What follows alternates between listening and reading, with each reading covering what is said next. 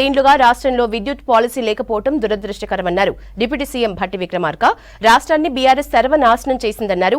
త్వరలో కొత్త విద్యుత్ పాలసీ తీసుకొస్తామన్నారు. బీఆర్ఎస్ లో అవమానాలు భరించలేకే కాంగ్రెస్ లోకి వస్తున్నారన్నారు. మరో మంత్రి పొన్నం ప్రజలు కోరుకునే పాలన అందిస్తున్నామని చెప్పారు. జీవో 46 317పై ప్రభుత్వం కమిటీ వేయటం హర్షణీయమన్నారు ఎమ్మెల్సీ జీవన్ రెడ్డి.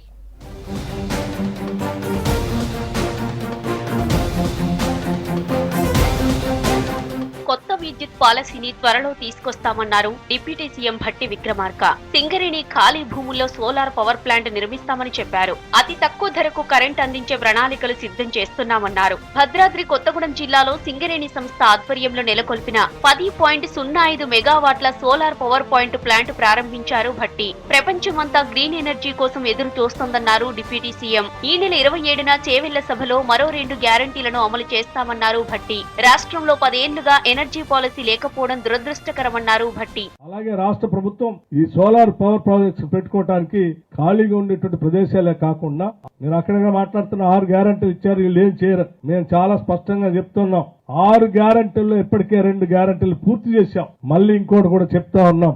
రేపు 27వ తారీఖు నాడు చేవెళ్లలో భారీ బహిరంగ సభ పెట్టి ఈ రాష్ట్ర ప్రభుత్వం మరో 2 గ్యారంటీల్ని ప్రకటించబోతా ఉంది. అమరుల త్యాగాలపై ఏర్పడిన బీఆర్ఎస్ తెలంగాణ ఉద్యమకారులను విస్మరించిందన్నారు మంత్రి పొన్నం ప్రభాకర్. బీఆర్ఎస్ లో జరుగుతున్న అవమానాన్ని భరించలేకనే ఆ పార్టీ నేతలు కాంగ్రెస్ లో జాయిన్ అవుతున్నారని చెప్పారు. అంతకుముందు హైదరాబాద్ గాంధీ భవన్ లో GHMC deputy mayor Moti Srilatha Reddy, BRS కార్మిక సంఘం నేత శోభన్ రెడ్డి కాంగ్రెస్ లో చేరారు. వారికి పార్టీ కండువా కప్పి ఆహ్వానించారు ఏఐసీసీ రాష్ట్ర వ్యవహారాల ఇన్ఛార్జ్ దీపాదాస్ మున్షి. ప్రజల ఆకాంక్షలతో కాంగ్రెస్ సర్కార్ ఏర్పడిందన్న పొన్నం ప్రజా సంక్షేమానికి కట్టుబడి ఉన్నామన్నారు పొన్నం ప్రభాకర్. తెలంగాణ ఉద్యమం ప్రారంభం నుంచి దాదాపు 24 సంవత్సరాలు పార్టీలో ఉన్నప్పటికీ కూడా ఉద్యమకారులకు గుర్తింపియాలి, ఉద్యమకారుల కుటుంబాలకు సంబంధించి గౌరవం తెలంగాణ వాళ్ళ ద్వారానే వచ్చింది. ఈరోజు తెలంగాణ అమరుల శవాల మీద పేర్లు ఏరుకున్న ప్రభుత్వం వాళ్ళ పట్ల నిర్లక్ష్యంగా వ్యవహరించింది. వాళ్ళకు న్యాయం చేయాలనేటువంటి ఆలోచనతో ముందుకు వేస్తున్న సందర్భంలో స్వాగతం తెలియజేస్తూ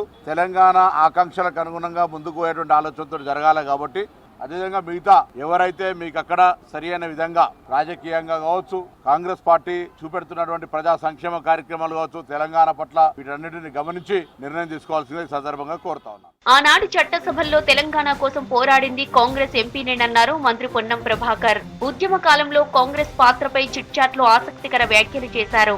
ఎఫ్డీఐ ఓటింగ్ జరుగుతున్నప్పుడు తాము ఓటేయబోమని చెప్పామన్నారు. తెలంగాణకు అనుకూలంగా నిర్ణయం తీసుకుంటేనే తాము ఓటేస్తామని చెప్పినట్లు తెలిపారు. సుష్మా స్వరాజ్ ను తాము ఒప్పించి బిల్లుకు మద్దతు పలికేలా చేశామన్నారు మంత్రి పొన్నం.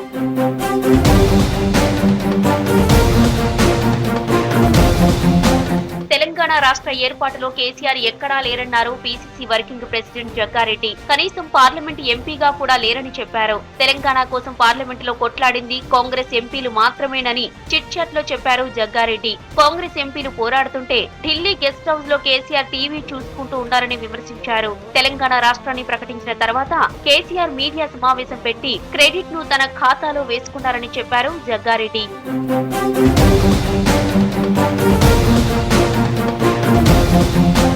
సంక్షేమానికి కాంగ్రెస్ కట్టుబడి ఉంటుందన్నారు ఎమ్మెల్సీ జీవన్ రెడ్డి. రాష్ట్ర ప్రభుత్వం జీవో 46, జీవో 317లను సమీక్షించేందుకు సబ్ కమిటీ వేయడం హర్షణీయమన్నారు. 317 జీవోతో ఉద్యోగులు స్థానికతకు దూరమయ్యారని చెప్పారు. ఉమ్మడి జిల్లా మొత్తం ఒక జోన్ ఉండేలా ఉంటే మంచిదన్నారు. ఏప్రిల్ చివరి వారం లోపు కమిటీ నివేదిక ఇస్తే సంతోషమన్నారు జీవన్ రెడ్డి.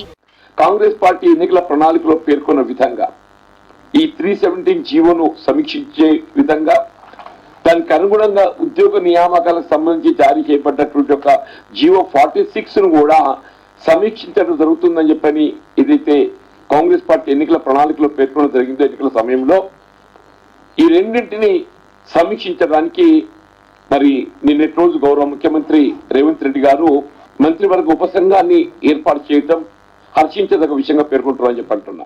గాంధారి కిల్లా మైసమ్మ జాతరకు వచ్చిన భక్తులకు సకల సౌకర్యాలు కల్పించామన్నారు చెన్నూరు ఎమ్మెల్యే వివేక్ వెంకటస్వామి. శాశ్వత సమస్యలైన మంచినీరు, విద్యుత్ సౌకర్యం కల్పించేందుకు కృషి చేస్తామన్నారు. సీఎం రేవంత్ రెడ్డి దృష్టికి తీసుకెళ్లి గాంధారి కిల్లాను టూరిజం స్పాట్ గా ఏర్పాటు చేసేందుకు కృషి చేస్తామన్నారు వివేక్ వెంకటస్వామి.